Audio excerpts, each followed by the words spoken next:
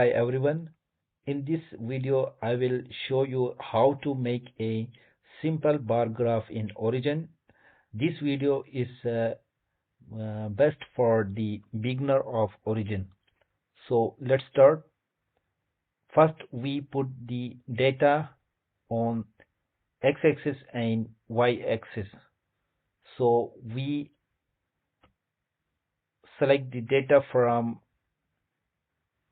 Excel sheet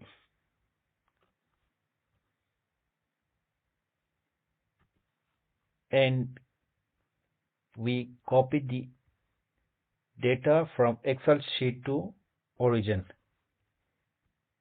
Here we have the data. Now we select the x-axis and y-axis and click on the plot.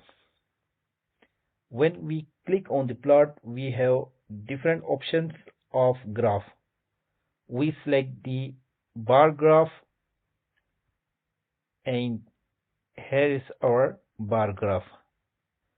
So in this way you can make a bar graph in Origin. If you want to change the color, font size and other things, then you can watch my next video. Thank you.